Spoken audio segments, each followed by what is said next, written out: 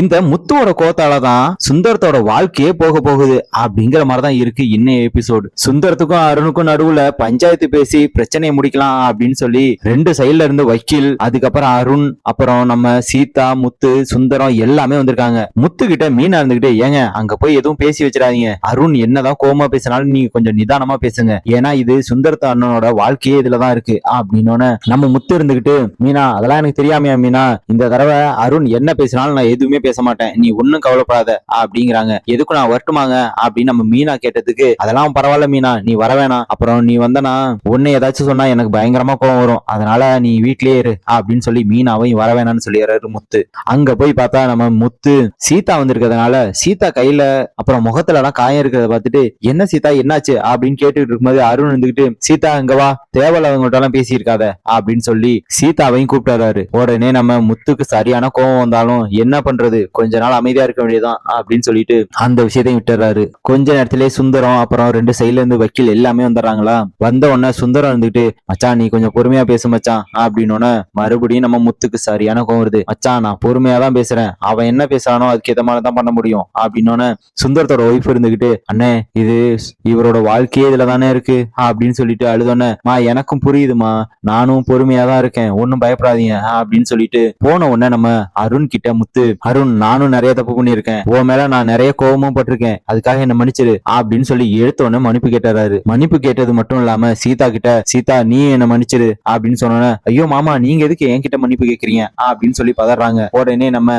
அருண் இருந்துகிட்டு, பண்றதெல்லாம் பண்ணிட்டு சும்மா நல்ல மாதிரி நடிக்க வேண்டியது அப்படின்னு சொன்னோன்னு நம்ம முத்துக்கு கோவம் வந்தாலும் இது சுந்தரத்தோட வாழ்க்கையே இதுல தானே இருக்கு, அதனால அமைதியா நிக்கிறாரு. உடனே ரெண்டு சைட்ல இருந்து வக்கீலும் பேச ஆரம்பிக்கிறாங்க. சார் இது மாதிரி இவங்க ரெண்டு பேருக்குள்ள ஏற்கனவே பிரச்சனை நடந்திருக்குது உண்மைதான், ஆனா அது சும்மா சின்ன சின்ன பிரச்சனை தான் அப்படின்னு கிருஷ்ணாராம் சொன்னோன்னு அந்த சைட்ல இருக்க வக்கீல் இருந்துகிட்டு, அதை அப்படிலாம் பார்க்க முடியாது மேடம், நீங்க இது மாதிரி நிறைய கேஸ நீங்களே பார்த்திருப்பீங்க, இது மாதிரி சும்மா நார்மலா பேசி இருப்பாங்க, பார்த்தா ஆளை வச்சு இல்லன்னா ஃப்ரெண்டை வச்சு அடிச்சு கொண்டுட்டு அதுக்கப்புறம் கேஸை மறைச்சிட்டு போயிருவானுங்க, இது மாதிரி இந்த கேஸ் எல்லாம் விடக்கூடாது, என் கிளைண்ட்டும் அப்படிதான் சொல்றாங்க, இவங்களுக்கும் அந்த அங்க நிக்கிறாரு முத்துக்கும் நிறைய பிரச்சனை நடந்திருக்கு, ஒரு தடவை டீ கடையில போலீஸ்ன்னு கூட பார்க்காம அந்த அடி போட்டு அடிச்சிருக்காரு என் கிளைண்ட், இதெல்லாம் வச்சு பாக்குறப்ப எப்படி மேடம் சும்மா இருக்க முடியும் அப்படின்னு சொல்லி அந்த சைடு இருக்க வக்கீல் சொன்னோன்னு நம்ம வக்கீல் கிருஷ்ணாராம் வந்துட்டு, அதெல்லாம் நடந்திருக்குதான் சார், அதெல்லாம் ஒன்னும் பிரச்சனை இல்ல, நம்ம எதுவா இருந்தாலும் பேசி தீர்த்துக்கலாம் அப்படின்னு சொல்லி இருக்கும்போதே அருண் இருந்துகிட்டு, மேடம் பேசலாம் முடியாது மேடம், அவ்வளவுதான், எதா இருந்தாலும் கோர்ட்ல என்ன நடக்குதோ பாத்துக்கலாம் அப்படின்னு சொல்லிட்டு ஏஞ்சி போக பாக்குறாரு.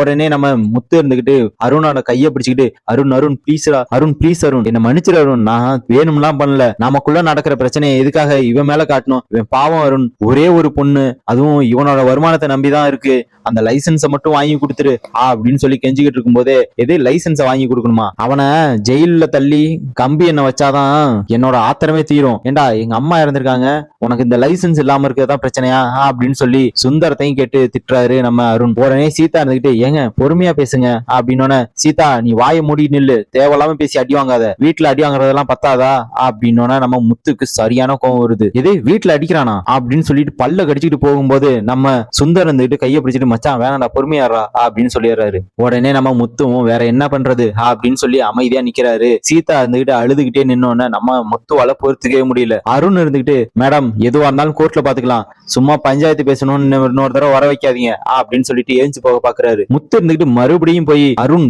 ப்ளீஸ் அருண், நான் வேணும்னு பண்ணுவேனா, அதுவும் ஒரு உயிரை எடுக்கிற அளவுக்கு நான் போவேனா அப்படின்னு சொல்லி கெஞ்சிக்கிட்டே நிக்கிறாரு. நம்ம அருண் அதெல்லாம் பார்த்து புரிஞ்சுக்காம, டேய் கைய விடுறா, தேவையில்லாம கைய பிடிச்சிக்கிட்டு அப்படின்னு கைய வேற பிடிச்சிக்கிட்டு அப்படின்னு சொல்லி உதறி விட்டு எழுந்துச்சு போக பாக்குறாரு. நம்ம வக்கீல் கிருஷ்ணாராம் வந்துட்டு, அருண் கொஞ்ச நேரம் அமைதியா இருங்க, எதுவா இருந்தாலும் பேசி முடிச்சுக்கலாம் அப்படின்னு சொல்லிட்டு இருக்கும்போதே, மேடம் இனி பேசலாம் முடியாது, எதுவா இருந்தாலும் நீங்க பாத்துங்க சார் அப்படின்னு சொல்லி அவர் சைடு இருக்க வக்கீல்கிட்ட சொல்லிட்டு ஏஞ்சி போயிடுறாரு. வண்டியை எடுக்கும்போது நம்ம அருண் இருந்துகிட்டு சீதா கிட்ட, ஏய் இங்க வாடி அப்படின்னு சொன்னோன்னா நம்ம சீதா ஒண்ணுமே சொல்லாம ஏஞ்சி போக பாக்குறாங்க. உடனே நம்ம முத்து இருந்துகிட்டு, சீதா என்ன அவன் உன்ன இப்ப ரொம்ப டார்ச்சர் பண்றானா அப்படின்னு கேட்டோன்னா, அதெல்லாம் ஒண்ணும் இல்ல மாமா, நான் எதுவும் இருந்தாலும் அக்கா கிட்ட பேசிக்கிறேன் அப்படின்னு சொல்லிட்டு போக பாக்குறாங்க. சீதாவோட கைய பிடிச்சிட்டு நம்ம முத்து வந்துட்டு, ஒரு நிமிஷம் இரு சீதா, எதுவா இருந்தாலும் இங்கேயே பேசிட்டு போலாம், இந்த பிரச்சனைய கூட கோர்ட்ல பாத்துக்கலாம், ஆனா உன்னோட பிரச்சனைய நான் என்னன்னு பேசி ஆகணும், ஒரு நிமிஷம் இரு அப்படின்னு சொல்லி தேவையில்லாம நம்ம முத்து சீதாவோட கைய பிடிச்சு நிறுத்துறாரு. உடனே அங்க இருந்து நம்ம அருண் ஓடி வந்து, ஏய் எதுக்காக என் பொண்டாட்டி கைய பிடிச்ச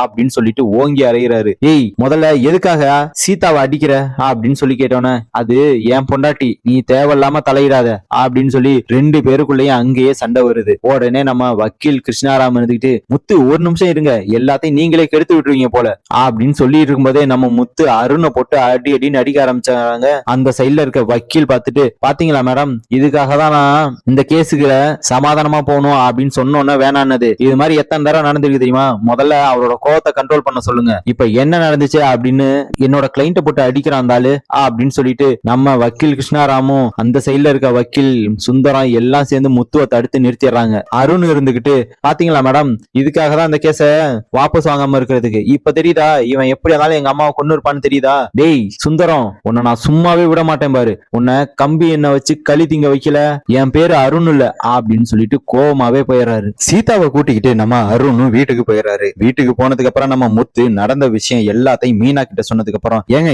எதுக்காக நீங்க தேவையில்லாம கோவப்பட்டீங்க அப்படின்னு சொல்லி நம்ம முத்துவ திரும்ப திரும்ப திட்டுறாங்க நம்ம மீனா ஏற்கனவே சீதாவுக்கு அடிப்பட்ட விஷயம் எப்படி அப்படிங்கிற எல்லா விஷயத்தையும் நம்ம முத்து கிட்ட சொன்னதுக்கு அப்புறம் நம்ம முத்துக்கு சரியான கோவம் வந்துடுது. ஏய் இப்பவும் இந்த விஷயத்தை என்கிட்ட மறைச்சிட்டல்ல அப்படின்னு சொல்லி கோவப்படுறாரு. ஏங்க இப்பவும் புரிஞ்சுக்காம பேசாதீங்க. இப்ப இந்த விஷயத்த உங்ககிட்ட சொன்னீங்கன்னா மறுபடியும் நீங்க அருண் கிட்ட தான் சண்டை போடுவீங்க.